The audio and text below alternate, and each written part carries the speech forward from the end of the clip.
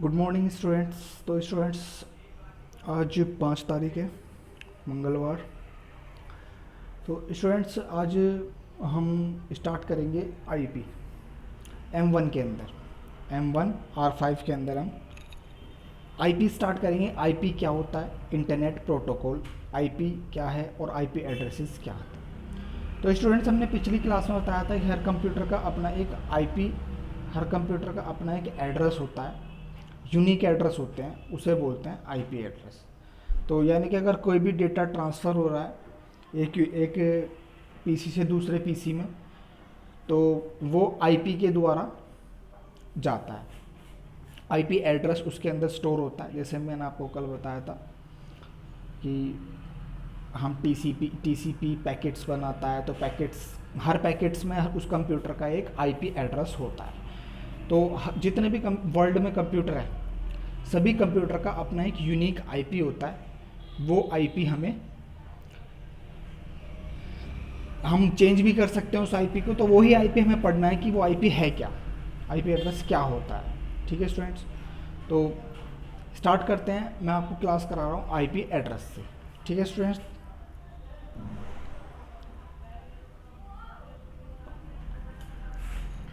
तो आईपी पे मैं आपको लेके चलता हूँ डायरेक्ट।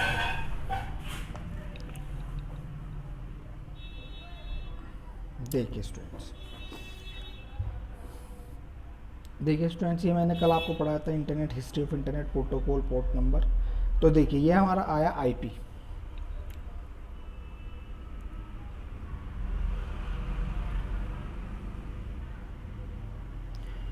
तो ये हमारा आईपी है, इंटरनेट प्रोटोकॉल। ठीक है स्टूडेंट्स, तो यहाँ पे लिखा हुआ है डेफिनेशन में, इस डेफिनेशन में लिखा हुआ है, the internet protocol is where it all begins. IP is a responsible for basic network. The core of the IP protocol work with network address, internet address, and every computer on a TCP IP network must have numeric address। ये कह रहा है कि हमारा computer internet address पर कार्य करता है। तो हर कंप्यूटर का अपना एक न्यूमरिक एड्रेस होता है, जिसे हम बोलते हैं आईपी। ठीक है students, internet protocol IP address. ठीक है स्टूडेंट, तो ये हमारा आईपी इंटरनेट प्रोटोकॉल एड्रेस होता है। ठीक है, इंटरनेट प्रोटोकॉल होता है, एक यूनिक नंबर होता है, न्यूमरिक नंबर। ठीक है स्टूडेंट्स, न्यूमरिक नंबर होता है। तो उस न्यूमरिक नंबर को, हर कंप्यूटर का अपना एक न्यूमरिक नंबर होता है, उस नंबर को आप आईपी एड्रेस बोलेंगे। ठीक है स्टूडेंट्स, तो वो नंबर कुछ इस तरीके से होता है, 192.168.3.4, कुछ इस तरीके से वो होता है। यानी कि 4 पार्ट में ये डिवाइड होता है, 1 2 3 एंड 4। ये 4 पार्ट में आपका, तो इस तरह का कोई भी आपका एक आईपी हो सकता है स्टूडेंट।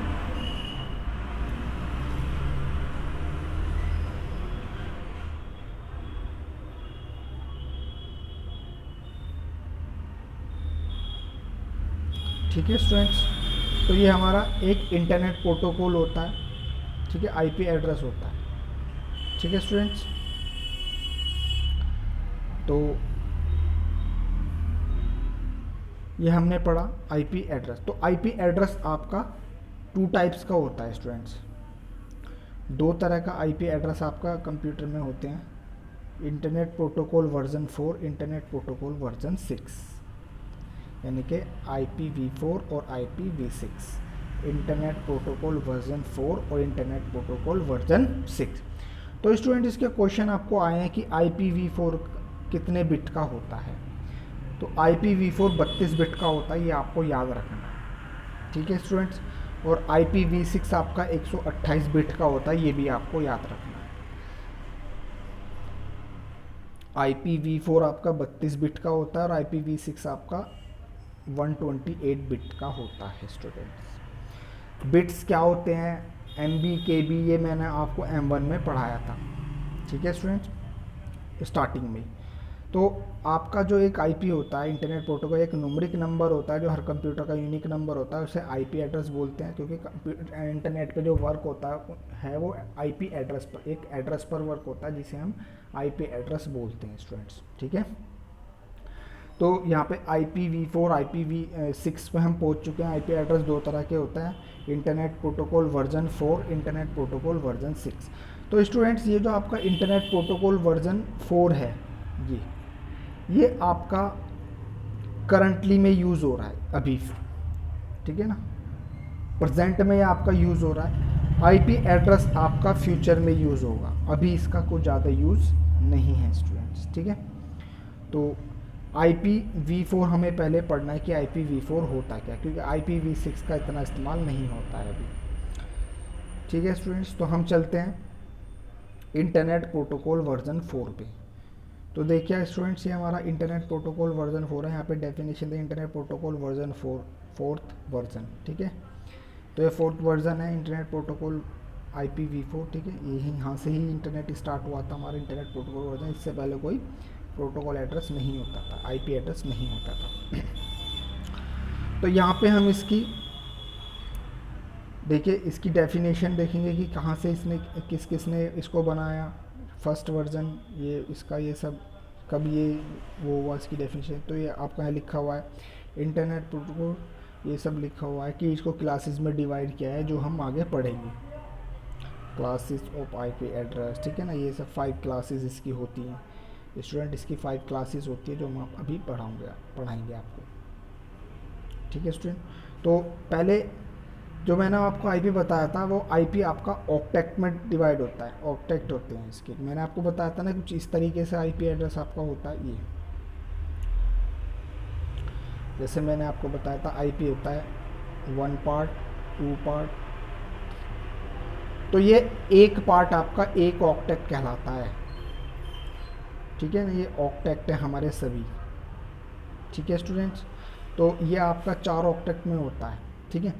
और ये आपका आइडेंटिफाई होता है फर्स्ट ऑक्टेट से, किससे, इससे आइडेंटिफाई होता है स्टूडेंट्स से हमारा। यानी कि कोई भी आईपी अगर हमें देखना है कि किस क्लास का आईपी है, तो आप फर्स्ट ऑक्टेट से ही आप इसको आइडेंटिफाइड करेंगे कि ये आपका कौन से क्लास का है। क्लास क्या होता है मैं आपको अभी बताने जा रहा हूँ।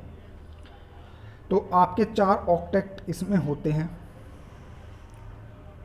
Octet 1, octet 2, octet 3, octet 4।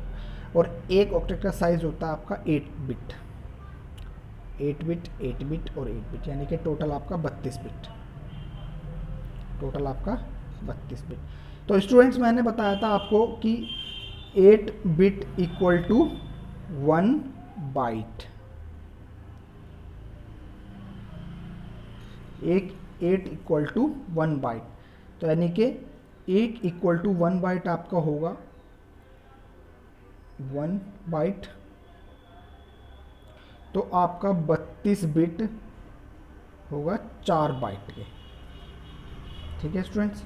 तो यानी कि इस 32 बिट की जगह आप 4 बाइट्स भी लिख सकते हैं स्टूडेंट्स, 4 बाइट्स, क्योंकि 8 चौक 32, 8 बिट 8।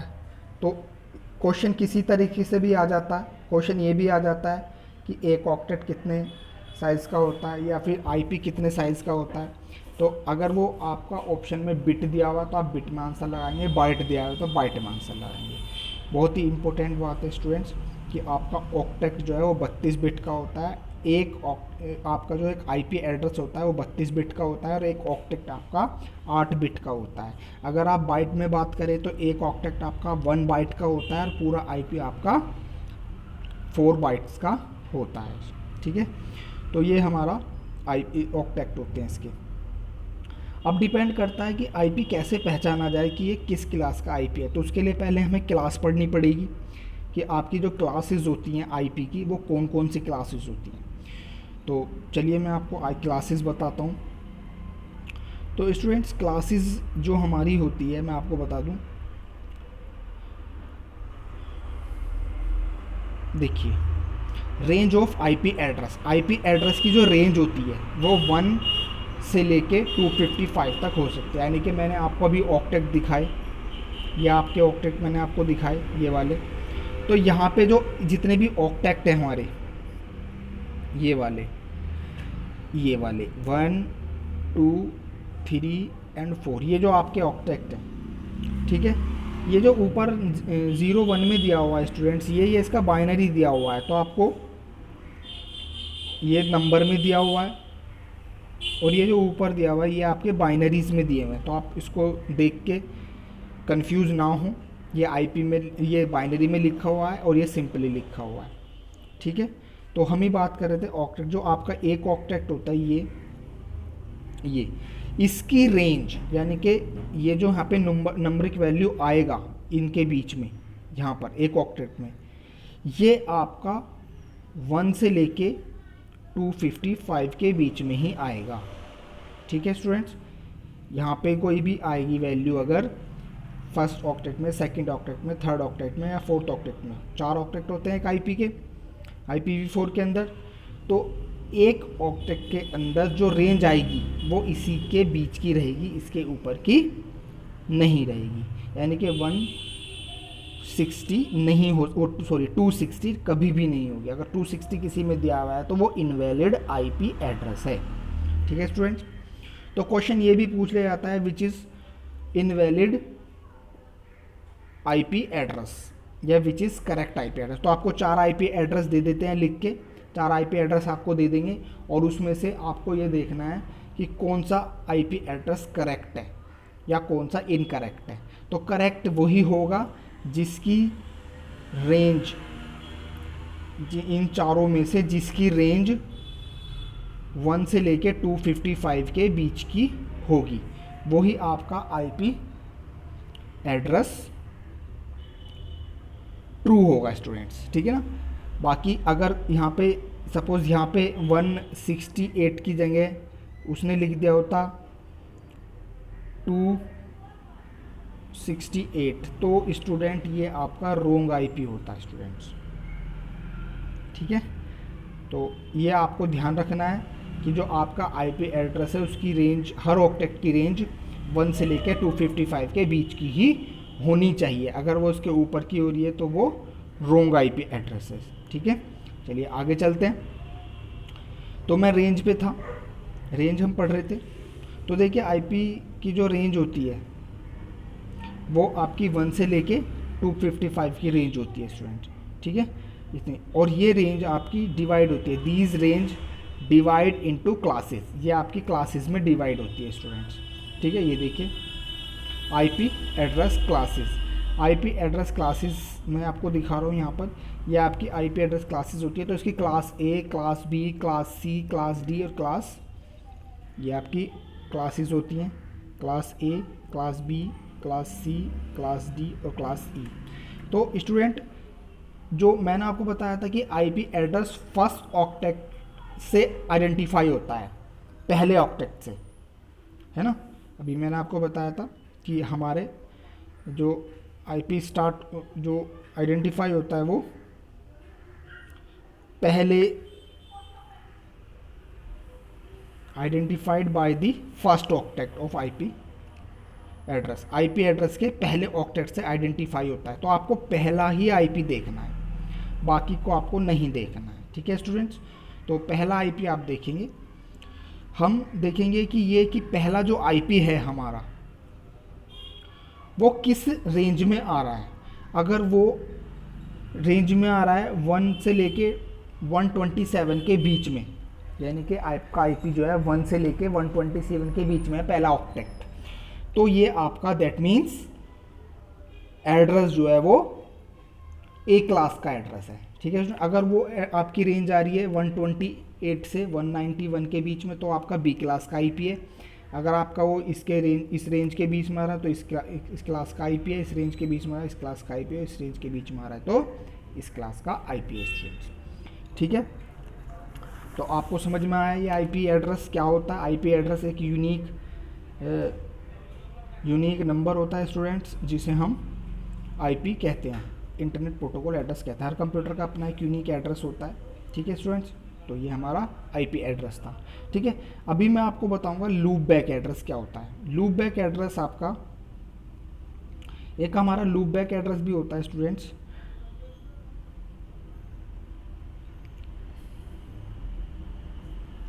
लूप बैक एड्रेस मैं आपको दिखा देता हूँ हमारा, लेकिन लूप बैक एड्रेस होता है स्टूडेंट, देखिए a loopback address is a type of IP address that is used to test the communication or transmission medium on a local network card and or testing network application data packet sent on a loopback address are rerouted back to the।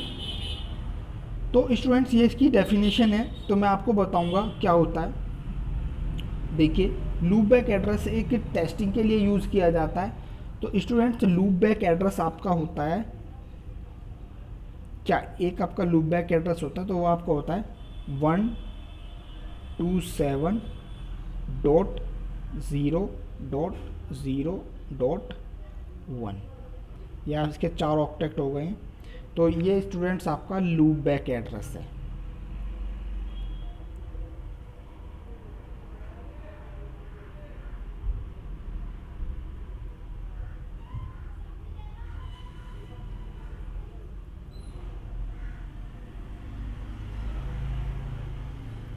ठीक है student, आप समझ गए होंगे। तो ये आपका loop back address है स्टूडेंट्स। ठीक है स्टूडेंट, तो लूप बैक एड्रेस आपका मैंने बता दिया आपको। लूप बैक एड्रेस आपका होता है आप नोट कर लीजिएगा 127.0.0.1, ये आपका लूप बैक एड्रेस होता है। ठीक है, तो ये आपका लूप बैक एड्रेस होता है। जो क्वेश्चन आ जाता है आपको 4 आईपी दे देगा, पूछ लेगा कौन सा लूप बैक एड्रेस है, तो आपको मालूम होना चाहिए लूप बैक एड्रेस आपका कौन सा होता है। 127.0.0.0, यानी कि आपका पहला ये होता है। और ये ए क्लास का मेंबर होता है, ए क्लास का आईपी होता है, क्योंकि ए क्लास के आईपी 1 से लेकर 127 के बीच में मैंने बताई है। तो ये आपका लूप बैक एड्रेस होता है स्टूडेंट्स। क्लियर, चलिए तो हमने आईपी पढ़ा, आईपी क्या होता है, आईपी एड्रेसेस क्या होते हैं, आईपी रेंज क्या होती है, और लूप बैक एड्रेसेस क्या होते हैं स्टूडेंट्स। क्लियर है, चलिए अब हम पढ़ते हैं। तो यानी कि पढ़ने से पहले मैं आपको बता दूं, आईपी एड्रेस एकदम मेन है। अगर आप नेटवर्क पे काम करना चाहते हैं तो आपको आईपी एड्रेस के बारे में नॉलेज होनी चाहिए। आईपी एड्रेस क्या होता है, आईपी एड्रेस हर कंप्यूटर का अपना एक यूनिक नंबर होता है जिसे बोला जाता है आईपी एड्रेस। ठीक है स्टूडेंट्स, चलिए अब मैं आपको बताऊंगा www क्या होता है स्टूडेंट्स, वर्ल्ड वाइड वेब। तो देखिए वर्ल्ड वाइड वेब आपको, world wide web also called web is an information space where document. मैंने आपको ये M1 में ही पढ़ाया था, सॉरी M2 में ही पढ़ाया था जब मैंने आपको स्टार्ट कराया था वेब डिज़ाइनिंग। तो ये एक स्पेस होता है डॉक्यूमेंट जहाँ पे हम जिस रिसोर्सेज पे हम अपने डॉक्यूमेंट को स्टोर कराते हैं इंटरनेट के, उसको हम ये www बोलते हैं। यानी कि एक सर्विस होती है स्टूडेंट्स, जिसमें आप जैसे कि वेब पे अगर कोई भी आप साइट, जो आप वेबसाइट बना रहे हैं उसको आप स्टोर कराएंगे, तो जहाँ पे आपका स्टोर होगा डेटा, ठीक है ना, आपकी वेबसाइट स्टोर होगी, डॉक्यूमेंट स्टोर होगा, तो वो आपको www ही प्रोवाइड कराता है। तो आप उसको URL भी मैं भी समझाऊंगा, URL से लिंक करा देते हैं और उसको आप खोल लेते हैं। तो इसको इन्वेंट किया था टिम बेर्नर्स-ली ने 1989 के अंदर स्टूडेंट।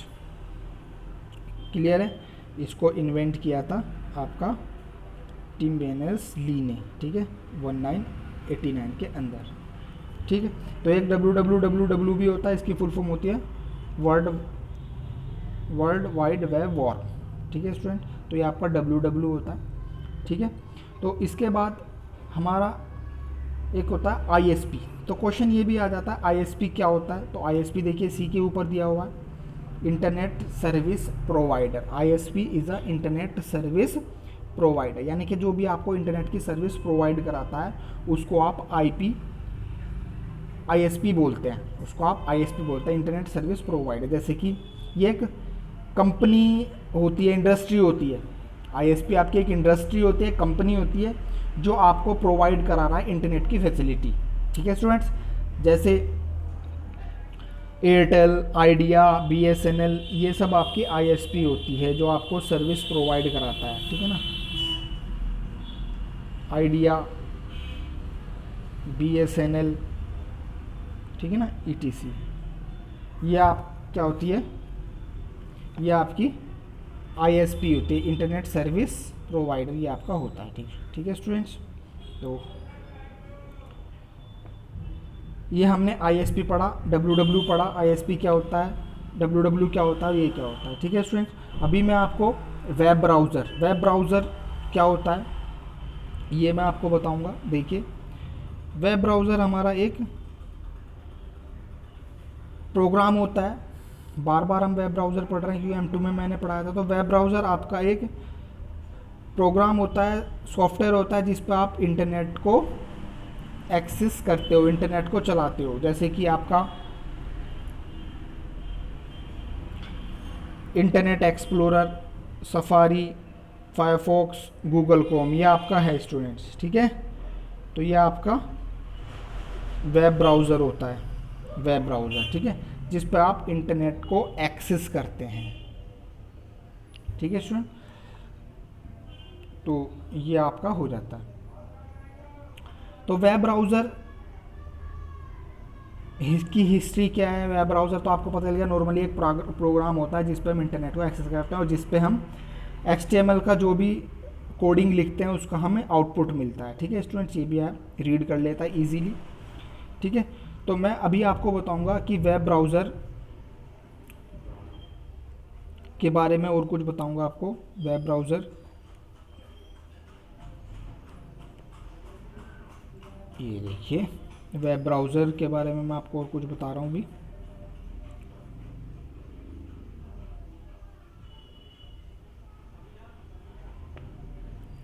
वेब ब्राउज़र देखिए स्टूडेंट्स, फर्स्ट वेब ब्राउज़र जो था हमारा वो LYNX is a first web browser. ठीक है स्टूडेंट्स,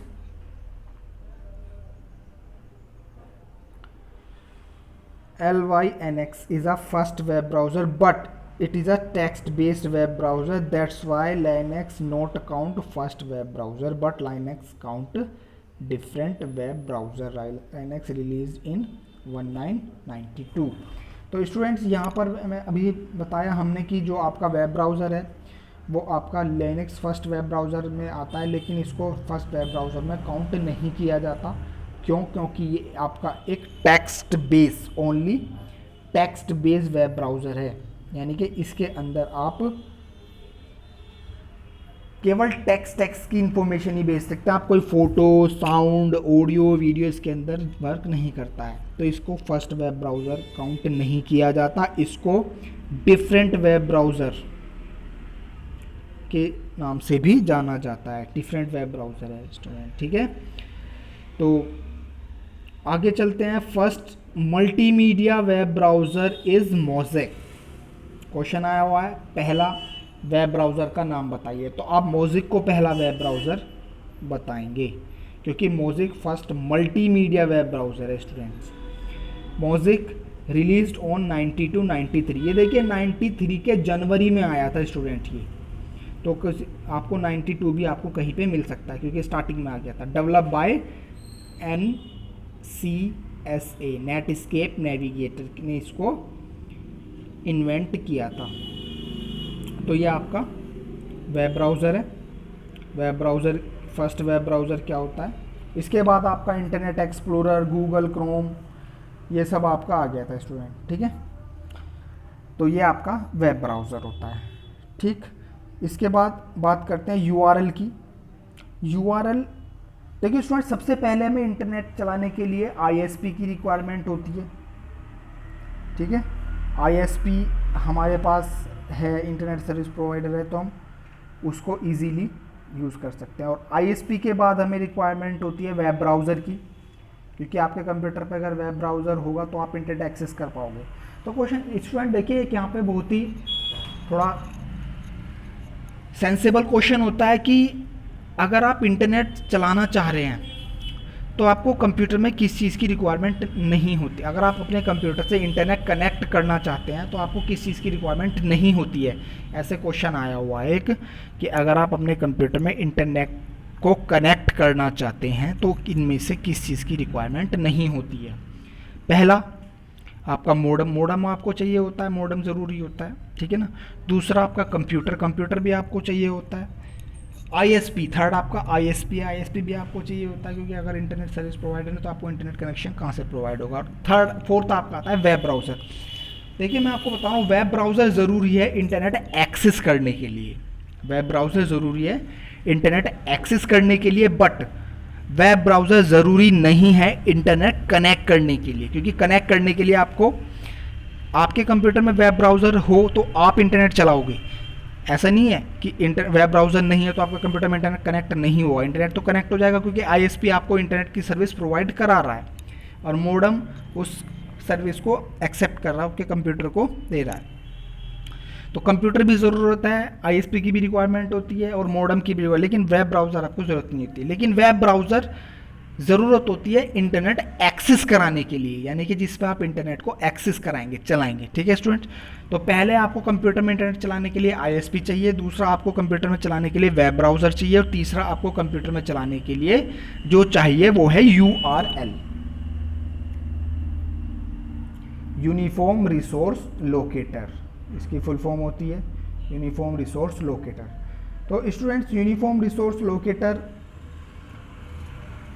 देखिए ये होता है आपका, जैसे कि यहाँ पे लिखा हुआ है http://www.indiana.edu.com, ठीक है, ये आपका वेबसाइट्स होती है, जैसे आपको यहाँ दिख रहा है, ठीक है स्टूडेंट। तो यूआरएल एक एड्रेस होता है,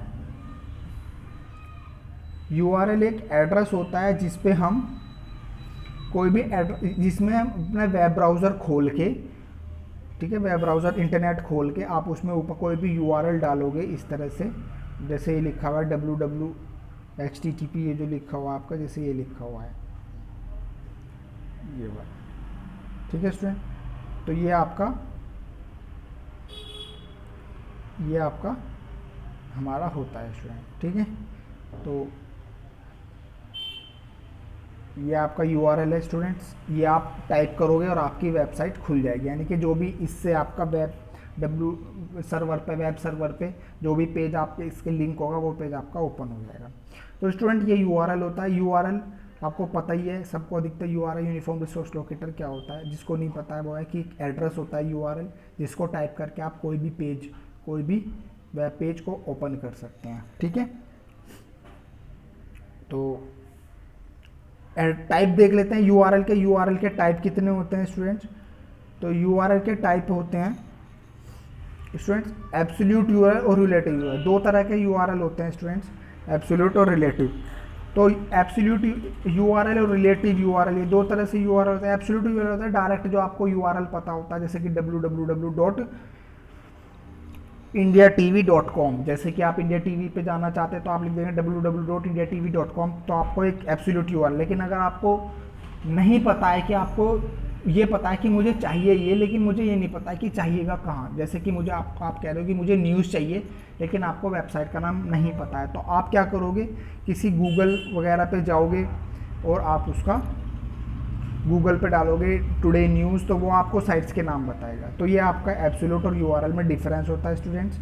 यूआरएल डायरेक्ट आप उससे जा सकते हैं और एब्सोल्यूट से आप डायरेक्ट जा सकते हैं, रिलेटिव से आप किसी के रिलेटिव के थ्रू जाएंगे, ठीक है स्टूडेंट। तो जो मैंने आपको आज पढ़ाया है उस सबको आप पढ़िएगा, और स्टूडेंट्स मैं आपको इनकी डेफिनेशन भी सेंड कर दूंगा रोजाना की तरह, ठीक है स्टूडेंट। तो मैंने आपको आज आईपी एड्रेस पढ़ाया है, ठीक है स्टूडेंट्स।